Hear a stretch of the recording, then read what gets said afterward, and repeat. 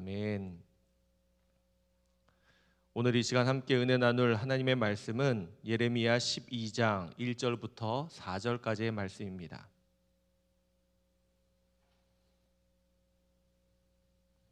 예레미야 12장 1절부터 4절까지의 말씀입니다.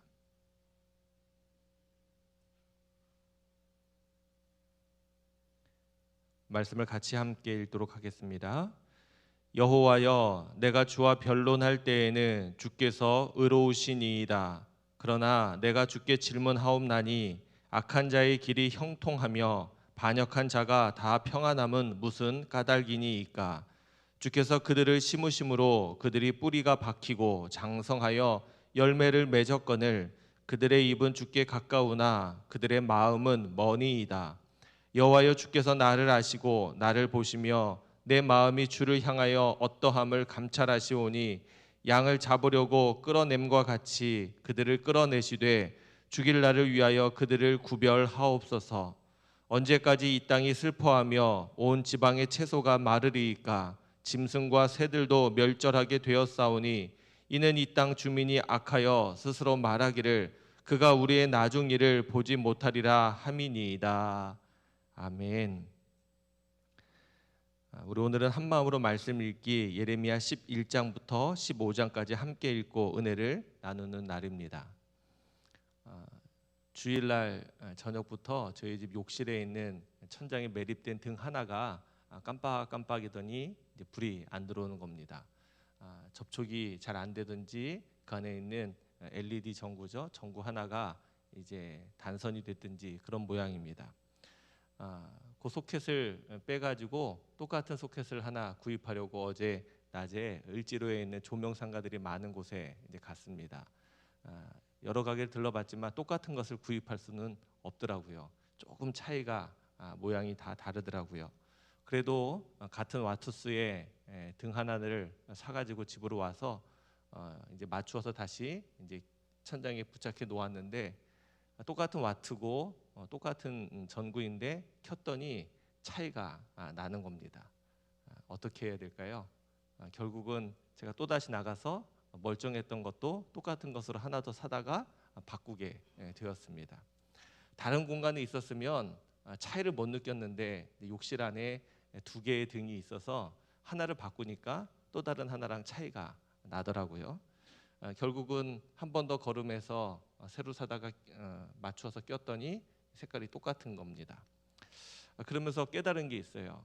따로 있을 때는 구별이 안 되다가 눈여겨서 비교해서 보니까 이게 다른 것을 알게 되는 것이죠. 이것을 비교라고 말하는데 비교하는 것이 썩 나쁜 것만은 아닙니다. 우리가 무언가를 비교하면서 좋지 못하게 여길 때는 그렇지만 비교하면서 무엇인가를 맞추어 가는 것은 매우 중요하기 때문에 그렇죠. 물론 먼저 있던 것이 기준은 아닙니다. 먼저 있는 것이 제일 좋은 것도 아닐 겁니다. 그러나 같은 공간 안에 맞추어서 있어야 되니까 맞추어 가는 것. 제가 이 새벽 무슨 얘기를 드리려고 하면 우리의 신앙과 믿음도 마찬가지라는 겁니다. 우리는 하나님 앞에 온전할 수 없는 존재들이죠. 늘 부족하니까 누가 더 좋고 누가 더 모자르고 그런 것은 없을 겁니다. 그러나 우리가 하나님 앞에서 우리의 힘으로 할 수 있는 최선을 다하면서 서로가 서로를 나쁜 의미로 경쟁하고 견제하는 것이 아니라 좋은 의미로 하나님 앞에 더 신실하게 바르게 또 하나님 앞에 온전하게 서기 위한 그런 모습으로 서로 비교하고 서로 견주하고 또 서로 경쟁하면서 같은 모습, 같은 색깔, 같은 믿음의 자리를 만들어 간다면 얼마나 좋을까 이런 생각을 해보게 되었습니다. 그런 의미에서 함께 신앙생활하게 한 우리 도남도교 공동체가 얼마나 소중한지 모릅니다. 서로가 서로를 바라보면서 믿음의 도전을 좀 받고 나도 저분처럼 저렇게 열심히 기도하고 또 저분처럼 하나님 앞에 순종하고 신실하게 살아가야 되겠구나. 이런 믿음의 도전을 받고 함께 열심을 내서 달려갈 수 있는 우리 교회 모든 성도님들 되시기를 바랍니다. 나 혼자 믿음이 성장하고 나 혼자 빛을 발하는 것도 좋겠지만 나로 인해 우리 함께 공동체된 우리 교회 모든 성도들이 함께 함께 어우러져서 함께 하나님 앞에 신실하게 세워져 간다면 얼마나 좋을까, 이런 생각을 해보게 되었습니다. 바라기는 우리가 살아가는 삶의 자리 가운데 서로가 서로에게 이런 빛이 되고 서로가 서로에게 이런 좋은 여행력이 되어서 우리가 하나님 앞에 신실하게 같이 설 수 있게 되시기를 바랍니다. 이사야서에 이어서 예레미야 우리가 함께 읽어가고 있는데 예언서의 분량이 매우 많죠. 이사야서도 많았지만 예레미야서도 52장까지 되는 매우 긴 예언서 중에 하나입니다. 아마도 이사야 선지자와 비슷하게 예레미야도 매우 긴 시간 예언을 해왔기 때문에 예언의 분량이 많지 않나 싶습니다. 그런데 특별히 예레미야서에서는 예레미야가 이 말씀을 언제 기록하였는지를 명시하고 있습니다. 예레미야 36장 1절부터 3절입니다. 유다의 요시야 왕의 아들 여호야김 제4년에 여호와께로부터 예레미야에게 말씀이 임하니라. 이르시되 너는 두루마리 책을 가져다가 내가 네게 말하던 날 곧 요시야의 날부터 오늘까지 이스라엘과 유다와 모든 나라에 대하여 내가 네게 일러준 모든 말을 거기에 기록하라. 유다 가문이 내가 그들에게 내리려 한 모든 재난을 듣고 각기 악한 길에서 돌이키리니 그리하면 내가 그 악과 죄를 용서하리라 하시니라. 여기 보니까 요시야 왕 때부터 예레미야가 하나님의 말씀을 받아서 예언을 시작했다, 그런 내용이 나오는데 그의 아들 여호야김 왕 4년에 이렇게 기록해라, 그렇게 말씀하고 있습니다. 이어서 4절에는 누구를 통해 어떻게 기록했는지도 나오고 있습니다. 이에 예레미야가 네리야의 아들 바룩을 부르매 바룩이 예레미야가 불러주는 대로 여호와께서 그에게 이르신 모든 말씀을 두루마리 책에 기록하니라. 그래서 이 앞부분은 이제 예레미야가 이렇게 불러준 대로 요시야 왕 때부터 지금까지의 일을 바룩이 받아서 이제 적게 됩니다. 그리고 이 이후에는 앞에까지는 이렇게 받아서 적었으니까 시점이 1인칭 시점이에요. 예레미야가 말할 때 내가 이렇게 말을 합니다. 근데 이제 뒷부분은 어떻게 되었느냐? 바룩이 이제 예레미야가 예언하고 다니는 것을 늘 꼼꼼히 생각해서 기록을 한 겁니다. 그때부터는 시점이 바뀌어요. 어떻게 바뀌냐? 3인칭으로 바뀝니다. 앞부분은 예레미야가 말씀해주고 이전 했었던 걸 불러주는 대로 기록을 했고 이후에는 바룩이 보면서 기록했기 때문에 인칭 시점이 바뀌어서 제3인칭, 그래서 예레미야가 이렇게 성경 읽어보면 등장합니다. 물론 그것은 제가 전하로 해서 중요한 것은 아니고요. 이 시점이 중요한 겁니다. 여호야김 제4년에 이렇게 말하고 있거든요. 요시야 왕 때는 이스라엘 백성들이 하나님 앞에 신실하게 서려고 했었기 때문에 평안하고 복을 받았던 때입니다.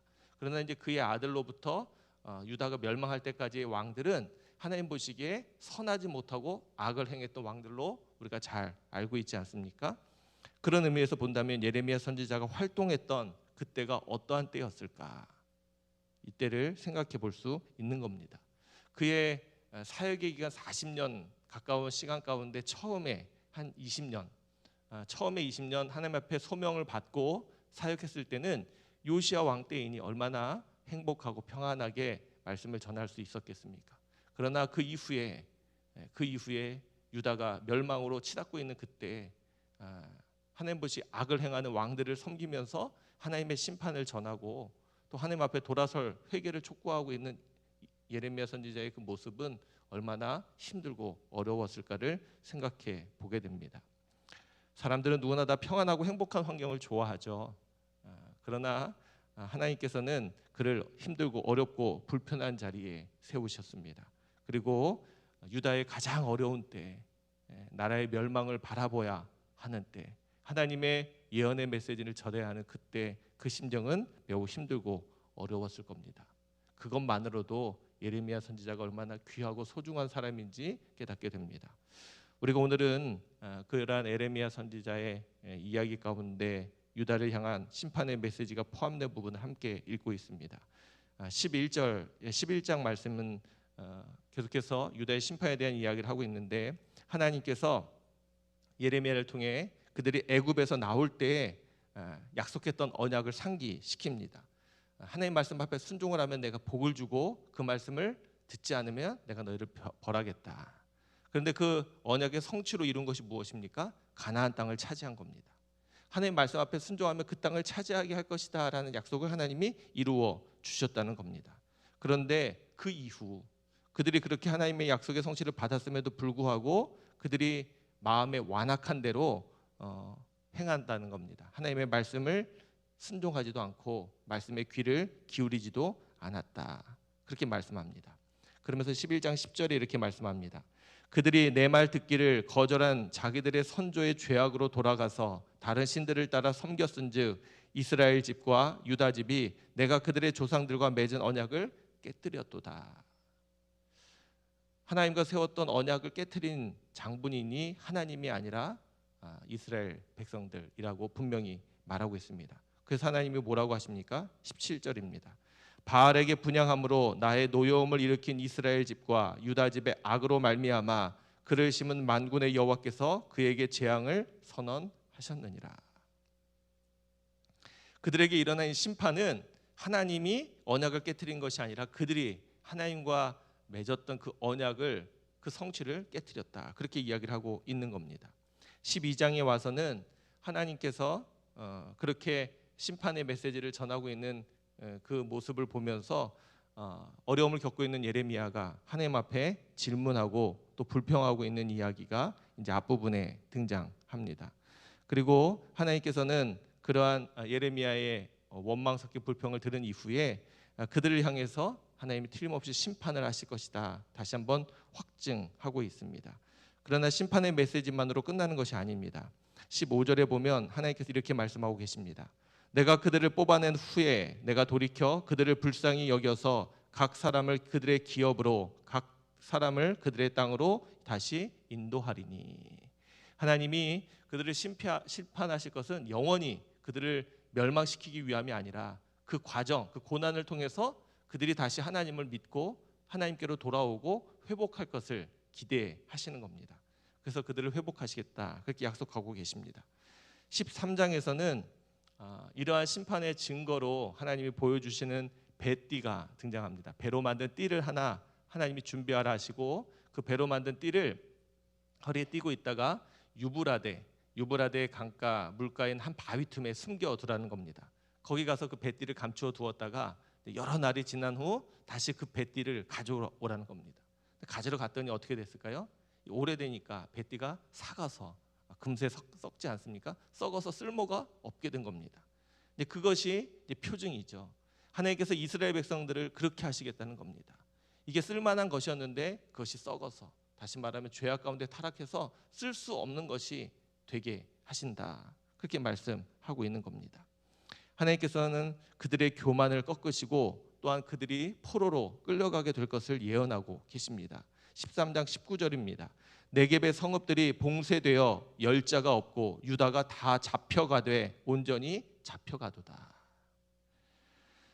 그 다음에 어떻게 합니까? 그렇게 하나님이 유다를 향한 심판을 선언하게 되자 예레미야는 하나님 앞에 간곡하게 이렇게 기도합니다. 16절 17절입니다. 그가 어둠을 일으키시기 전, 너희 발이 어두운 산에 거치기 전, 너희 바라는 빛이 사망의 그들로 변하여 침침한 어둠이 되게 하시기 전에 너희 하나님 여호와께 영광을 돌리라. 너희가 이를 듣지 아니하면 나의 심령이 너희 교만으로 말미암아 은밀한 곳에서 울 것이며 여호와의 양떼가 사로잡힘으로 말미암아 눈물을 흘려 통곡하리라. 우리가 알다시피 예레미야 선지자의 별명이 있죠. 눈물의 선지자다. 그렇게 말하고 있어요. 물론 그가 처한 상황이 정말로 눈물 흘릴 수밖에 없는 상황입니다. 그리고 예레미야 선지자의 표현대로 그의 표현 안에, 예언 안에 눈물이라는 그런 표현들이 많이 등장하지 않습니까? 정말로 그는 눈물 흘려 통곡하고 싶은 마음이 컸을 겁니다. 13장에도 그러한 그의 간곡한 마음이 등장합니다. 14장에는 하나님께서 가뭄을 통한 심판과 고통을 이야기하고 있습니다. 그럼에도 불구하고 그렇게 어려움을 만났지만 그들이 계속 어그러진 길을 사랑하고 그들의 발을 멈추지 아니하므로 하나님이 그들을 다시 받아주지 않고 벌하시겠다. 그렇게 말씀하십니다. 뿐만 아니라 이렇게 말씀하시죠. 14장 12절입니다. 그들이 금식할지라도 내가 그 부르짖음을 듣지 아니하겠고 번제와 소제를 드릴지라도 내가 그것을 받지 아니할 뿐 아니라 칼과 기근과 전염병으로 내가 그들을 멸하리라. 여기에 보면 앞부분 하나님이 그들이 드리는 제사와 경건을 받지 않겠다 말씀하시고 뒤에는 그들을 향한 심판이죠. 칼과 기근과 전염병. 어느 게 더 무서운 겁니까? 어느 게 더 무서운 겁니까? 다 무서워요. 네. 우리는 보통 칼과 기근과 전염병을 무서워하죠. 그러나 정말로 믿음의 사람들 우리들은 그것이 두려운 것이 아니라 앞에 있는 게 두려워야 합니다. 우리가 금식하며 부르짖을 때 하나님이 듣지 않으시는 것. 우리가 하나님 앞에 경건의 모습으로 제사하고 소제하는데 하나님이 그것을 받지 않으시는 것. 이것은 하나님과의 관계가 끊어졌다는 것을 말하는 겁니다. 믿음의 사람들은 우리들에게 있어서 가장 중요한 것은 우리가 하나님께 드리는 헌신, 하나님께 드리는 예배, 하나님께 드리는 기도를 하나님이 듣지 않으시는 게 우리에게 가장 큰 형벌입니다. 하나님께서 이스라엘 향해서 심판을 예고하시면서 그 말씀을 하고 계시는 겁니다. 15장에서는 하나님과 특별한 관계의 영적인 지도자들이었던 모세와 사무엘을 앞세워서 하나님의 마음을 바꾸려고 하고 또 하나님께 간청을 하고 요청을 하지만 하나님은 결코 돌이키시지 않겠다. 그들을 내 앞에서 쫓아내시겠다. 그렇게 말씀하고 계시고요. 그때 그들이 당하게 될 환난의 모습이 얼마나 큰지를 구체적으로 소개하고 있습니다. 그럼에도 불구하고 하나님은 마지막에 여전히 하나님께서는 그들이 다시 돌아오면 그들을 견고히 세워주시겠다 약속하고 계십니다. 지금 우리가 이사야 선지자 또 예레미야 계속해서 예언서들을 읽어가게 될 텐데 읽어가면서 마음이 답답하지 않습니까? 답답해요. 왜 그 말을 안 듣는가? 그런데 우리는 제3자의 입장입니다. 제3자로 떨어져서 하나님의 말씀 또 선지자의 이야기 유다의 모습을 보니까 제3자니까 그런데 우리가 막상 그 당사자가 되어 보십시오. 어떠할까?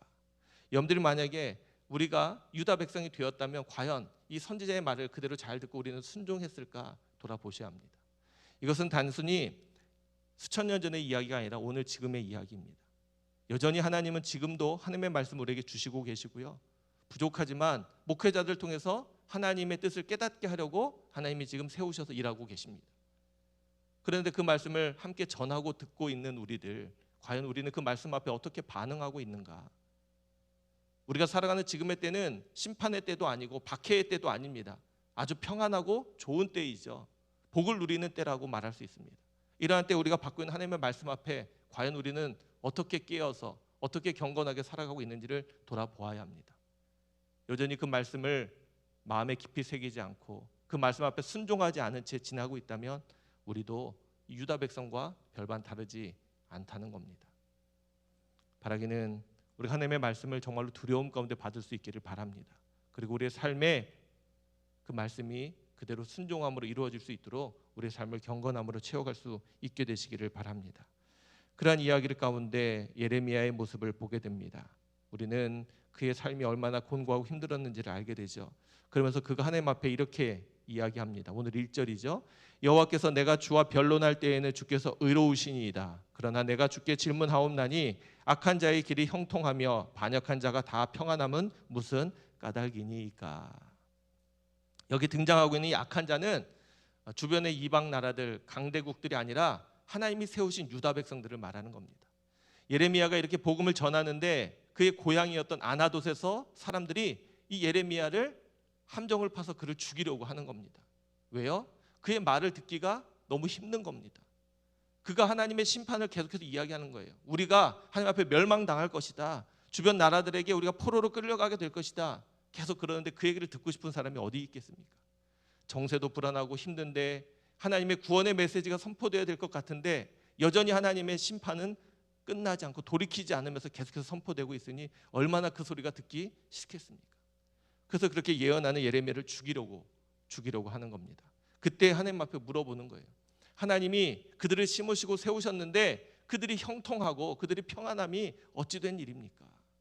자기는 하나님의 복음, 하나님의 주신 메시지를 전하고 있는데 나는 이렇게 매일 눈물 흘리고 나는 이렇게 고난당하고 죽을 위협을 겪고 있는데 하나님 어찌 된 일입니까? 그렇게 물어보고 있는 겁니다. 그리고 그들은 하나님께서 친히 이 땅에 심으셔서 장성해서 자라나서 열매까지 맺게 되었지만 그들의 입은 하나님을 말하고 있지만 그들의 마음, 진심은 하나님께서 멀다, 그렇게 말하고 있습니다. 뿐만 아니죠. 4절에 보면 뭐라고 말합니까? 맨 마지막에 그가 우리의 나중 일을 보지 못하리라. 이 말은 하나님이 앞으로 어떤 일이, 자기들에게 어떤 일이 있는지 하나님이 알지 못할 것이다. 하나님이 우리에게 무관심할 것이다, 이렇게 말을 하고 있는 겁니다.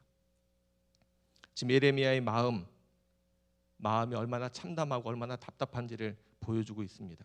그러면서 오늘 본문 안에 아주 중요한 말씀을 하고 있죠. 3절입니다. 여호와여, 주께서 나를 아시고 나를 보시며 내 마음이 주를 향하여 어떠함을 감찰하시오니. 지금 하나님께서는 유다 백성들이 악을 행하는데도 불구하고 가만히 놔두고 계십니다. 그런데 자기에게는 어떻게 한다고요? 하나님이 나를 아시고 나를 보시고 내 마음이 주를 향하여 있는지 감찰하고 있다. 감찰이라는 말이 어떤 말인지 아시죠? 감시하면서 잘 관찰한다는 거예요. 계속해서 조금도 눈을 띄지 않고 지켜보고 계시다는 겁니다.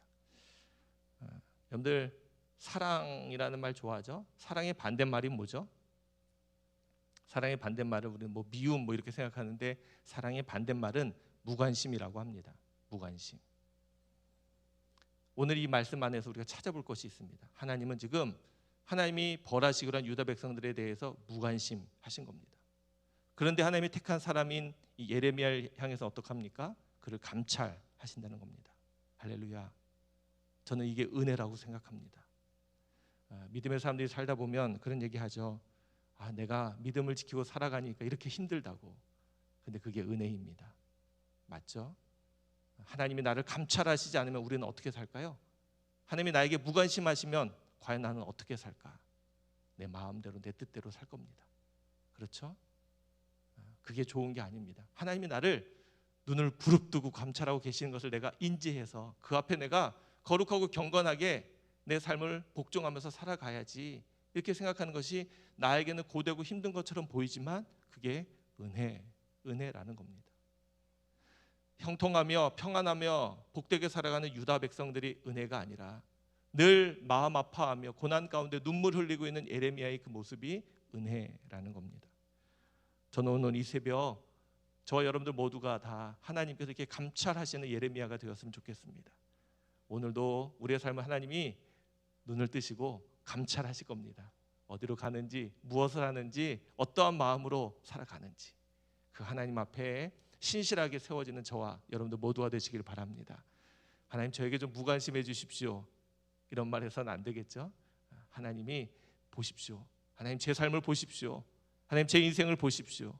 제가 어떻게 살아가는지, 무슨 말을 하는지, 제 마음이 어떠한지 하나님 보십시오 하고 하나님 앞에 우리의 중심을 내어드리는 저와 여러분들 모두가 되시기를 주님의 이름으로 축원합니다.